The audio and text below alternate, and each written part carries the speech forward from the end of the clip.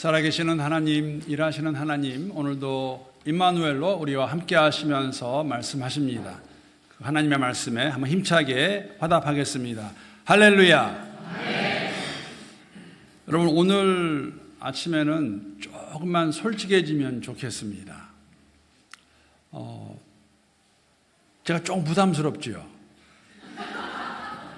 왜 이렇게 말씀을 드리냐면 근래에 많은 분들이 조금 의아하시는 거 있습니다. 무엇이냐면 제 얼굴이 조금 꺼무잡잡해졌습니다. 그런데 흥미롭게 저한테 와서 물어보신 분 한 분도 안 계세요. 다 제 아내한테 가서 물어봅니다. 목사님, 요새 왜 얼굴이 저렇게 검해졌습니까? 이유는 있습니다. 제가 거주하는 그 카네기에 한 2년 만에 마침내 그 카네기 메모리얼 스위밍풀이 문을 열었습니다. 정말 참 얼마나 좋습니까? 저희 집에서 걸어서 가도 한 5분 정도면 갈 수 있는, 그러니까 다 좋은데 그 풀장에는 인도 풀이 없어요. 특별한 건 아닌데 그렇게까지 반응해 주셔서 감사합니다. 그래서 제가 바깥에서 한 달 하다 보니까 얼굴이 이렇게 되고, 그래서 할 수 없이 예전에 거 다시 돌아갔습니다. 가서 하고 있는데, 그래서 이제 얼굴이 좀 이렇게 검은 면이 있었고요. 수영 이야기가 나와서 그러는데, 수영장 이야기. 제가 아마 처음으로 수영장을 갔던 때는 제가 한국에 있을 때에 갔던 곳입니다. 솔직히 말씀을 드리면, 특별하게 어딘지 기억도 안 나고, 누구랑 갔는지 기억도 안 나고, 왜 가게 됐는지 기억이 안 나는데, 제가 기억이 나는 것은 아마 이런 이야기를 들으면 여러분 참 놀라실 것 같아요. 제가 이 이야기를 우리 딸에게 해줬더니 우리 딸이 한국말을 곧잘 합니다. 그렇게 말하더라고요. 왜 그랬대? 그렇죠. 아니면 영어는 What were you thinking? 그러니까 이해가 안 되는 거죠. 제 답은 간단해요. I don't know. 왜 그런지 모르겠다. 생각을 안 한 건지 아니면 짧은 건지 엉뚱한 건지 이런 이야기입니다. 사실 제가 처음으로 수영장을 갔었기 때문에 수영장이 한쪽이 조금 낮고 한쪽이 이렇게 깊은 거를 몰랐습니다. 수영복을 입고 제가 한 짓이 무엇이냐면, 짓이라고 말하겠습니다. 그냥 물 안으로 뛰어들었습니다. 어떻게 됐을까요? 그냥 꼬르륵. 그래서 어떤 분이 라이프가드죠. 가서 저를 구해 줬습니다. 그러니까 우리 딸이 왜 그랬대 그렇게 할 수 있죠. 모르겠어요. 수영복을 입으면 갑자기 내가 슈퍼맨 같이 수영복을 잘할 수 있다 생각한 건지, 조금은 제 자신도 이해가 되는 부분이 뭐냐면, 언젠가 제가 말씀드린 것 같은데 저는 미국 가면은 영어를 다 그냥 잘하는 줄 알았어요. 그런 맥락이 아닐까. 여러분, 수영복을 입었다고 수영을 다 잘하는가요? 물론 밖에서 보면 모릅니다. 물에 들어가 사는 것을 보아야 되겠지요.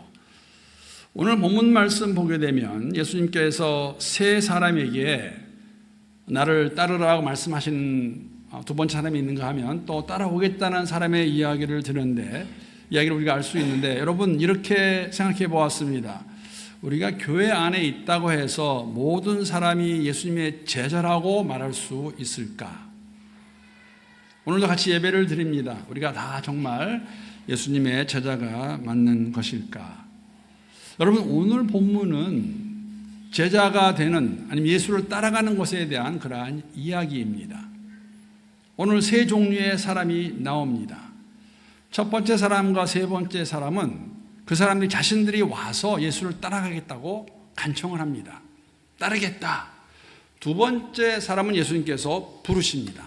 따라오라. 예수를 따라가는 모습이 맞습니다. 그런데 예수님 그들의 그 질문에, 그 간청에, 또 그들이 대답하는 것에 주시는 말씀이지요. 여러분, 그런 생각 해보셨습니까? 오늘 본문 말씀을 준비하면서, 본문을 가지고 묵상하고 준비하면서 이런 생각 가졌습니다. 이 사람들 왜 예수 따라가겠다고 그러지? 생각해 보셨어요? 갑자기 왜 예수를 따라가겠다고 그러는 것일까? 아마 이런 이유가 아니었을까 생각해 봅니다.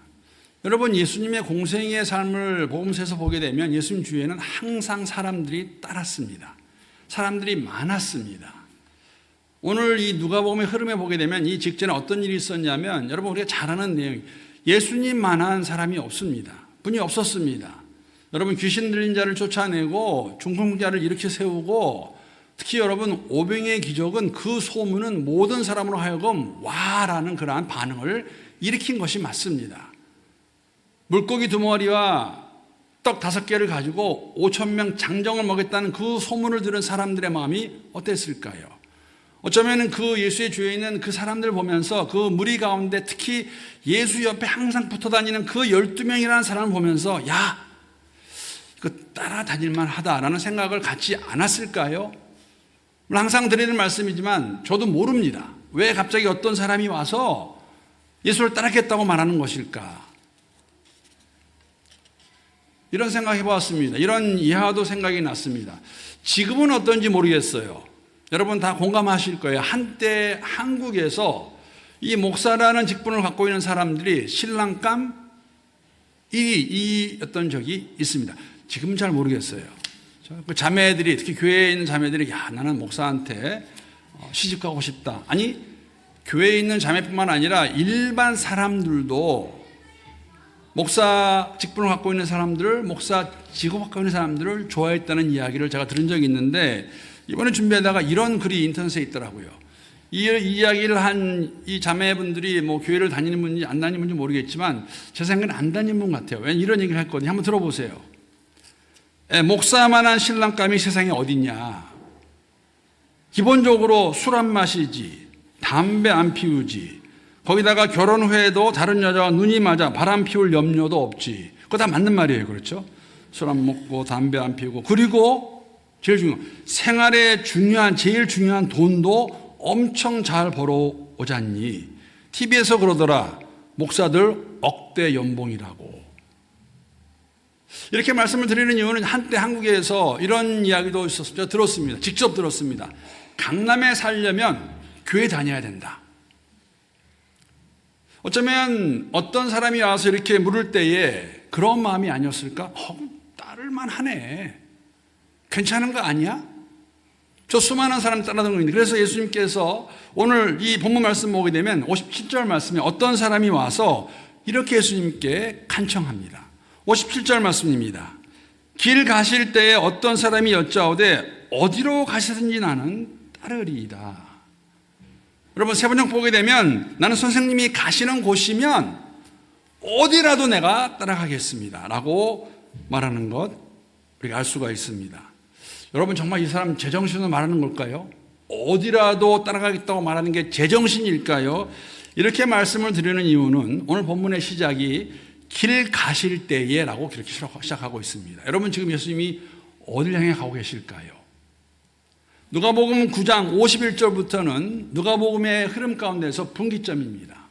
무슨 의미냐면 9장 51절 이후에 예수님은 51절 말씀 제가 한번 읽어보겠습니다. 올려주시죠. 우리 함께 읽겠습니다. 자, 시작. 예수께서 승천하실 기약이 차감해 예루살렘을 향하여 올라가기로 굳게 결심하시고, 지금 예수님이 가시는 이 도상은 어떤 도상이냐면 예루살렘으로 승천하실 날이 가까움에 예루살렘에 가기로 굳게 결심하셨습니다. 여러분, 예수님이 승천하실 날, 누가는 이걸 승천하실 날로 표현하고 있지요. 이 날이 이게 어느 때입니까? 이 십자가에 돌아가실 때입니다. 무슨 말이냐면 지금 예루살렘 가시는 이유는 왜 가시는 거예요? 죽으러 가시는 겁니다. 길 갈 때에 지금 예수님은 예루살렘에 죽으러 가시는데 어떤 사람이 오더니 예수님, 당신 어디로 가든지 나 따라가겠습니다 라고 고백하는 거죠. 승천하실 날, 하늘에 올라가실 날이 가까웠습니다. 이 이후로 예수님은 예루살렘에 가서 마지막 시간을 보내시고 돌아가실 것입니다. 그리고 부활하신 다음에 누가복음의 마지막 끝에 보게 되면은 어떻게 마감되냐면 예수님이 하늘로 올라가시는 것으로 누가복음이 끝이 납니다. 이 단락에서 여러분, 만약에 이 어떤 사람이 이것을 알았더라면 이렇게 말했을까요? 어디로 가든지. 저 같았으면 그랬을 것 같아요. 나는 지금 죽으러 간다. 너 나 따라오겠니? 라고 말하지 않았을까요? 여러분, 이 어떤 사람, 흥미로운 것은 무엇이냐면 동일한 일화를 기록하고 있는, 이 이야기를 기록하고 있는 마태복음 보게 되면 이 처음 이 어떤 사람을 마태는 서기관이었다고 그렇게 기록하고 있습니다. 지금 이 질문하는, 이 간청하는 사람은 서기관입니다. 여러분, 그러한 그의 간청에 오늘 이러한 이 사람의 요구, 말에 예수님이 뭐라고 말씀하십니까? 오늘 58절 말씀 보게 되면 이렇게 기록하고 있습니다. 제가 다시 한번 읽어보겠습니다. 예수께서 이르시되 여우도 굴이 있고 공중에 새도 집이 있으되 인자는 머리 둘 곳이 없도다 라고 그렇게 말씀하십니다. 왜 이렇게 말씀하셨을까? 저는 이렇게 생각합니다. 이 누가복음 9장의 내용을 보게 되면 예수님은 이 서기관의 동기를 아셨습니다. 자신을 쫓아오겠다는 이유를 아신 것 같아요. 예수 보니까 여러분 모든 사람들이 예수님의 가르침에 뭐가 있다고 말하면 권세가 있다고 말했습니다. 사람이 인정하는 것입니다. 다른 랍비들은 할 수 없는 기사의적을 행하십니다. 수많은 사람들이 그에게 찾아옵니다. 야, 이거 잘 따라가면 나도 좀 그런 사람이 될 수 있지 않을까? 이렇게 말씀을 드리는 이유는 여러분 그거 아십니까? 9장의 내용을 잘 보시게 되면 지금 예수님께서 걸어가시는 데에 제자들은 12명의 제자 어떤 일을 하고 있었냐면 자신들 가운데 누가 더 큰 자인가를 논쟁하고 있었습니다. 네가 크냐 내가 크냐. 난 베드로야. 나는 지금 수제자라고. 난 베드로의 형제야. 나 안드레야. 요한과 야고보고 너희들은 안 갔잖아. 우리는 어젯밤에 변화산에 가서 예수님 변화되는 거 보았어. 누가 큰 거야? 예수님이 그들의 마음을 아시고 뭐라고 말씀하시냐면 그래? 내가 하나님의 나라의 큰 자가 누구인지 알려주겠다. 어린아이를 데려다가 어린아이와 같은 자를 영접하는 자는 하나님 영접하는 것이라고 말씀하면서 이런 자가 세상에서 정말 인정받지 못하는 이러한 사람을 영접하는 자가 하나님 나라에서 큰 자라고 말씀하십니다. 예수님 분명히 이 서기관 첫 번째 이 사람의 마음을 보신 것 같아요. 여우도 굴이 있고 하늘에 새도 머리 둘 곳이 있는데 인자는 머리 둘 곳이 없다. 여러분 예수님의 집이 어디입니까? 예수님의 집은 하늘나라죠. 거기서 오셨어요. 거기서 나그네로 오셨습니다. 나를 따라오겠다고? 너 이거 이해가 되니? 나 지금 가는 거는 십자가 길을 가고 있다. 사실 여러분 굉장히 흥미로운 것은 뭐냐면 오늘 보면 바로 직전의 내용을 보게 되면 예수님을 어떻게 사람들이 취급했나를 우리가 알 수 있는 좋은 예가 하나 나옵니다. 말씀드린 대로 지금 예수님 어딜 가행하신다고요? 갈릴리에서 예루살렘에 향해 올라가고 계십니다. 여러분 유대인들은 갈릴리에서 예루살렘에 갈 때에 절대 사마리아를 통과하지 않았습니다.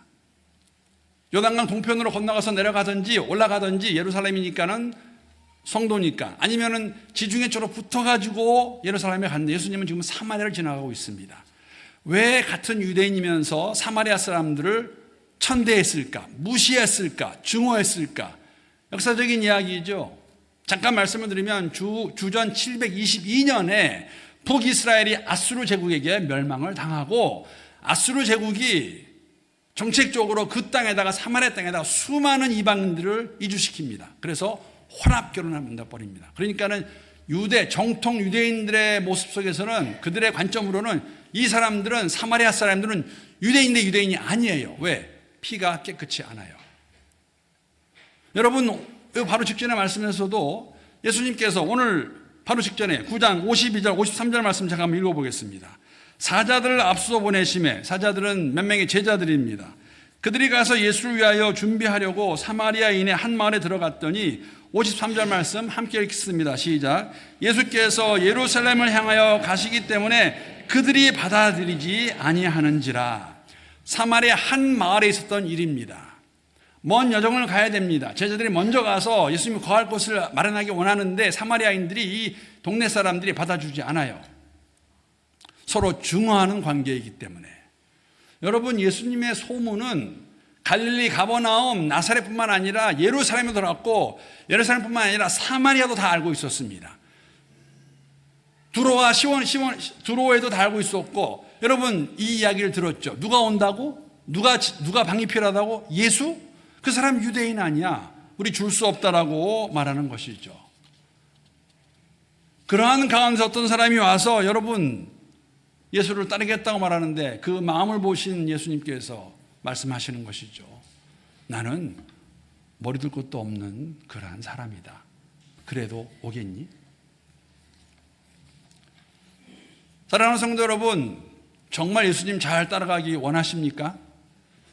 아무도 원하시지 않는 것 같아요. 다시 한번, 여러분 예수 잘 따라가기 원하십니까? 네. 여러분 그러면 예수님의 삶, 예수님의 그 공생의 삶을 보게 되면은 그 삶은 어려움과 고통이 동반되는 삶입니다. 사실은 성육신 자체가 여러분 고난의 삶이었어요. 하나님이 뭐가 부족해서 우리 가운데 오시겠습니까? 하나님이 왜 사람이 되시겠습니까? 하나님이 왜 십자가에서 돌아가시겠습니까? 그 예수를 따라가겠다 저희들이 고백합니다. 그 예수, 다른 예수 아니에요. 그 예수. 오늘 저희들에게 주님께서 이 모습을 바라보게 하시고 기억하는 가운데 예수를 잘 따라가는 우리 모두가 될 수 있기를 함께 기도합니다. 여러분, 두 번째 사람은, 이 사람은 예수님 부르지 않았어요. 자신이 오겠다고 자진했습니다.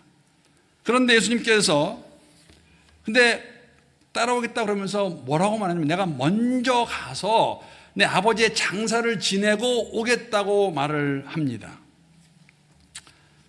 59절 말씀 보면 이렇게 기록되어 있습니다.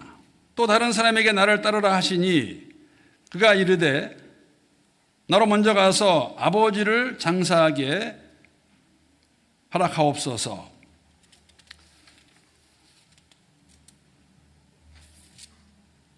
(59절) 말씀이죠. 제가 지금 눈이 잘 안 보여가지고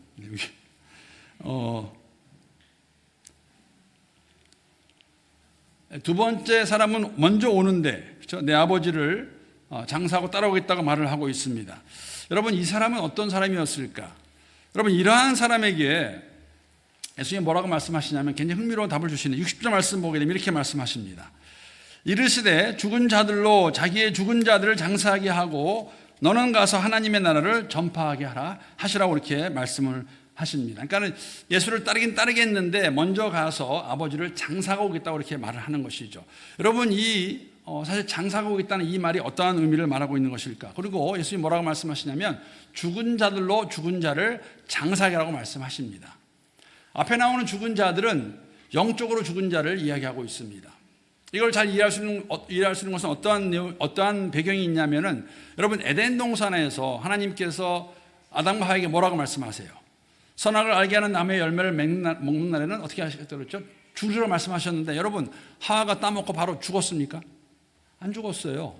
하나님과의 영적으로 단절된 상태, 이 세상의 사람들을 말하고 있는 거죠. 그들로 하여금 장사를 지내게 하라고 말씀하시고 너는 가서 하나님 나라를 선포하라고 그렇게 말씀하시고, 그러니까 나를 따라오라는 것이죠. 여러분, 이 말씀은 사실 두 가지 의미가 있습니다. 한 가지는 어떤 의미냐면 여러분 생각해 보세요. 지금 물론 뉘앙스는 아버지가 바로 돌아가실 것 같지만 사실 이 구절을 가지고는 저희가 확실하게 알 수 없습니다. 그러니까 만약에 아버지를 장사하고 오겠다 그러면 갔는데 자신의 아버지가 만약에 뭐 하루, 한 달 정도면 모르겠지만 여러분, 만약에 1년이 걸리고 10년이 걸리면 어떻게 하겠어요? 사실 제가 이 부분에 대해서 이러한 이야기를 읽어보았습니다. 영국의 캠브리지 대학에서 그러한 의논을 하고 결정을 했습니다. 우리가 한때 제국주의, 아프리카에서 잘못된 일을 많이 했으니까 아프리카의 우리 학생들 좀 인재들을 발굴해서 그 나라의 리더로 좀 세우자. 그래서 한 명을 이렇게 선발해가지고 그 캠브리지 대학에서 편지를 보냅니다. 우리가 너를 돕기 원한다. 여기 와서 공부하고 잘 준비되어서 가면 좋겠다. 그랬더니 그 학생으로부터 답장이 왔습니다. 고맙습니다. 제가 가겠습니다. 그런데 제 아버지가 지금 살아계시니까 아버지 장사하고 나면 제가 가겠습니다. 그랬더니 이제 캠브리지에서는 일반적으로 그렇죠. 그러면 얼마나 걸릴 것 같냐? 그랬더니 그 학생이 그렇게 말합니다. 잘 모르겠습니다. 아버지가 지금 살아계시는데 언제 돌아가실지 모르겠습니다. 뭐 1년이 걸릴 수도 있고 뭐 모르는 거죠. 여러분, 이거는 또 한편으로는 마음으로는 따르겠다고 말하지만 또 다른 이유, 핑계를 대는 것이 아닐까요? 또 다른 의미는 유대인의 장례 문화를 생각하면 이해가 되는 부분입니다. 여러분, 유대인들은 장례식을 할 때에 죽은 그 당일날 장례를 치렀습니다. 그 좋은 예 중에 하나가 뭐냐면 예수님 돌아가셨을 때 아리마대 요셉의 무덤에 예수님이 안치되십니다. 바로 장례를 치릅니다. 그날에. 그러고 난 다음에 한 1년 정도 그것을 그대로 방치합니다. 놔둡니다. 그러면 1년이 지나면 어떻게 될까요? 살은 다 썩어버리고 유골만 남습니다. 그럼 다시 장례를 합니다. 그때는 어떻게 하냐면 유산을 분배해요. 그러니까 이 말에는 뭐가 있냐면 내가 따르긴 따르겠는데 이거 다 하고 난 다음에 따르겠다는 것이죠. 예수님 뭐라고 말씀하십니까? 그거 죽은 자들로 하여금 죽은 자를 장사하게 하라. 세상의 사람들로 하여금 하게 하고 너는 지금 나를 따르라고 말씀하시는 것이죠. 무엇을 저에게 말해주는 것일까요? 여러분, 이게 삶의 우선순위입니다. 예수를 잘 따라가려면, 정말 제자로 살아가려면 우리의 삶의 우선순위가 어디에 있는지 생각해 보아야 됩니다.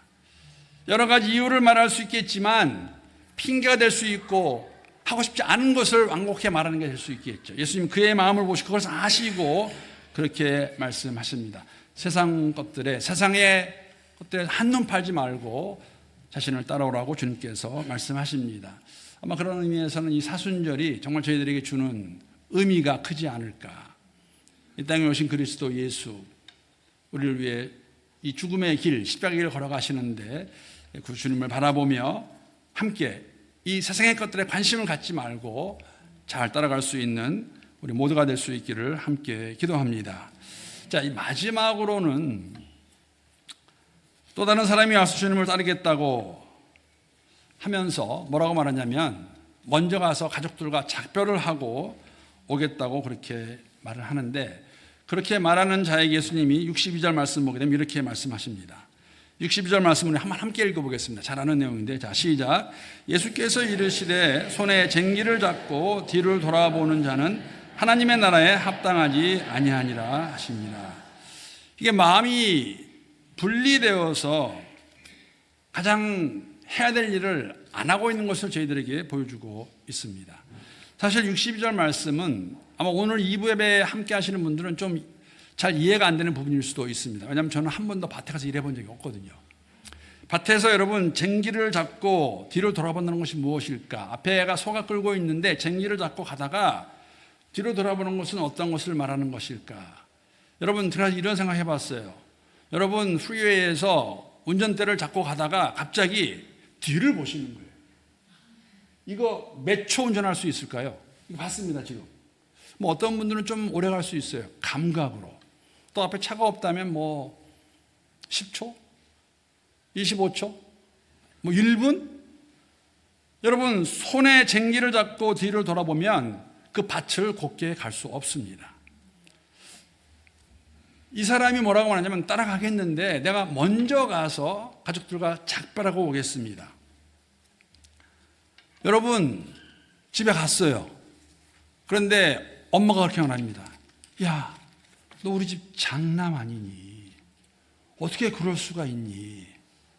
막내 동생이 그 사람에게 말합니다. 오빠, 우리를 다 버려두고 어떻게 그럴 수가 있어요? 자, 만약에 그랬으면 이 사람, 세 번째 사람 예수를 따랐을까요? 안 따랐을까요? 사실 오늘 본문에 나오는 세 사람의 이 세 종류의 다른 사람들의 어떠한 반응을 보였나는 나와 있지 않습니다. 첫 번째 사람 따랐을까? 두 번째 사람 따랐을까? 세 번째 사람은? 저는 개인적으로 안 따랐을 것 같아요. 왜냐하면 이러한 예화가 있거든요. 이런 예가 성경에 나옵니다. 여러분 누가복음 말씀, 마태복음 말씀 보게 되면 이러한 구절이 있습니다. 제가 마태복음 21절, 22절 말씀 한번 읽어보겠습니다. 예수께서 이르시되 내가 온전하고자 할진대 가서 내 소유를 팔아 가난한 자들에게 주라. 그리하면 하늘에서 보화가 내게 있으리라. 그리고 와서 나를 따르라. 자, 22절 함께 읽겠습니다. 자, 시작. 그 청년이 재물이 많음으로 이 말씀을 듣고 근심하여 가니라. 가서 팔고 나를 따르라. 그 청년은 갔습니다. 돌아갔습니다. 이 말씀의 배경은 어떤 간원이 예수님을 찾아와서 이런 질문을 합니다. 선한 선생이여, 무엇을 하여야 영생을 얻으리이까? 예수님이 주신 말씀, 사실 이 관원, 이 청년 관원은 굉장히 괜찮은 사람이에요. 왜냐하면 어릴 때부터 율법을 다 지켰습니다.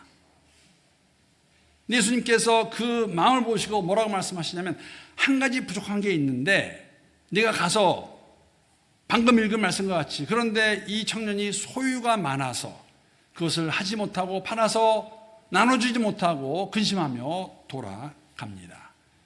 여러분 이 세 사람의 후보생이죠. 제자의 후보생. 이 사람들이 한 말은 당시의 문화에서 당시 문화까지 갈 거 없어요. 우리의 삶 속에서도 우리도 정말 타당성이 있고 칭찬받을 만한 그러한 반응입니다. 아니 아버지를 장사하고 오겠다는데 식구들하고 여러분 작별하고 오겠다는데 그거를 뭐라 할 수가 있어요? 그런데 예수님이 아니다라고 말씀하십니다. 왜 그럴까요? 여러분 우리의 삶 속에서 하나님 나라 백성으로 예수의 제자로 살아갈 때에 예수의 부르심에 응답하며 그 삶을 살아가는 것이 절대적인 값어치가 있는 것을 저희들에게 보여주기 원해서 그렇습니다.